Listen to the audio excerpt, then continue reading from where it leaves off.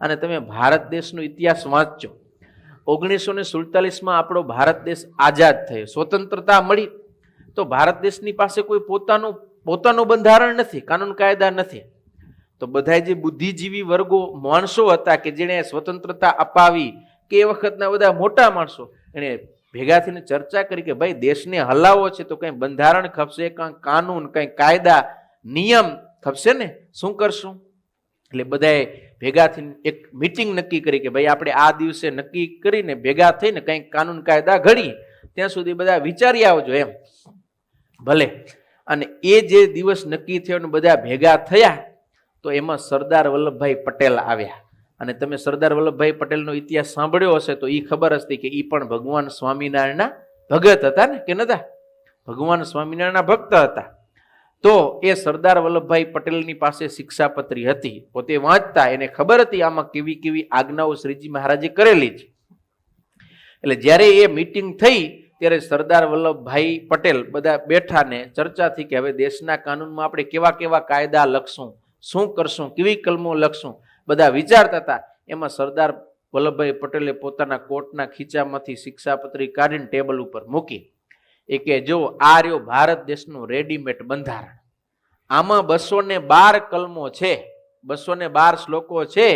એની અંદર શ્રીજી મહારાજે જે આજ્ઞાઓ કરી, આ આજ્ઞાઓ ભારત દેશના નાગરિકો પાડવા માંડે તો ભારત દેશની અંદર જે આ મ્યુનિસિપાલિટી, પછી પોલીસ કર્મચારી, આ કોર્ટ, વકીલ, જેલ, આ બધું હાવ નહિવત થઈ જાય એમ, હાવ નહિવત થઈ જાય એમ.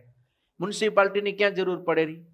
વિશેષ પડતો સાફ સફાઈ, એક આપણે ખાતું લઈ તો સાફ સફાઈ વગેરે. તો શિક્ષાપત્રીમાં શું શું આજ્ઞાઓ આવે? જ્યાં ત્યાં થૂંકવું પણ નહીં, મળમૂત્રનો ત્યાગ ન કરવો, કચરો ન નાખવો, બધી આજ્ઞાઓ આવે ને, એ બધા આપણે પાડી. તો આજે જે મોદી સાહેબને સ્વચ્છતા અભિયાન હલાવવું પડે, એ તો શ્રીજી મહારાજ આજથી 200 વર્ષ પહેલા હલાવી ગયા, નથી હલાવી ગયા? એ કાનૂન જો આપણે પાડીએ તો આજે સફાઈને પાછળ ભારત દેશ કરોડોની, અબજોનો ખર્ચો કરે છે. કેટલા કર્મચારીઓને, મ્યુનિસિપાલિટીને એ ધંધો એ કેટલો ઓછો થઈ જાય? પણ શ્રીજી મહારાજે કેટલી આજ્ઞાઓ કરી, કોઈની હિંસા ન કરવી, કોઈને દુઃખ ન દેવું, કોઈનું કાંઈ ચોરી ન કરવી, ધણિયાતી વસ્તુ એના ધણીને પૂછ્યા વિના ભગવાનને અર્થે પુષ્પ પણ ન લેવું.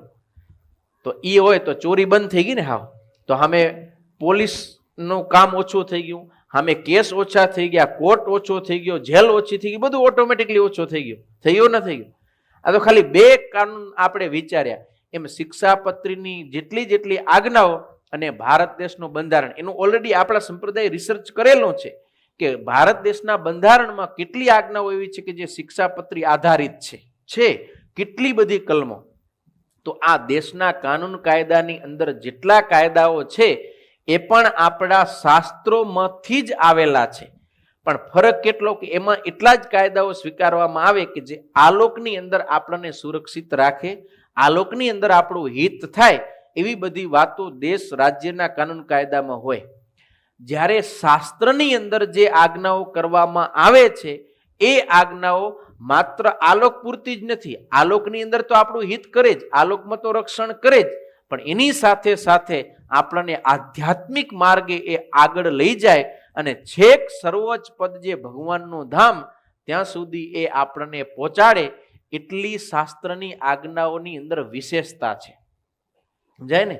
તો એવી આજ્ઞાઓ આપણે ખાસ પાડવાની જરૂર છે. અને સ્વામિનારાયણ સંપ્રદાયની અંદર આજ્ઞા અને ઉપાસના એ મોખરે સ્થાને છે. એ આપણા નંદ પદવીના સંતો, ત્યાર પછીની પરંપરાના સંતોએ ગામડે ગામડે વિચરણ કરી અને હરિભક્તોને ભગવાનની આજ્ઞાનો એટલો બધો મહિમા સમજાવ્યો કે આજે સ્વામિનારાયણ સંપ્રદાયના હરિભક્તો શિર સાટે સત્સંગ રાખી અને ભગવાનની આજ્ઞાઓ પાડે છે. જે તે સમયે મહારાજના સમય એટલે કે ભગવાન સ્વામિનારાયણના વખતે પણ હજારો લાખો હરિભક્તો ભગવાનની આજ્ઞામાં વર્તતા. આજે પણ હજારો લાખો હરિભક્તો ભગવાનની આજ્ઞામાં વર્તે છે. આપણે પણ વર્તીએ છીએ, પણ જ્યાં કને આપણી નાની મોટી કચાશ થતી હોય, વિષમ દેશકાળ આવે કે એવા કંઈક સંગ લાગી જાય ને આપણાથી જે ભગવાનની આજ્ઞાઓ લોપાઈ જાય છે ને, એની અંદર આપણે મજબૂત થાય કે એવા સમય, એવા સંગને કારણે પણ આપણે ભગવાનની આજ્ઞા થકી બહાર ન વર્તી.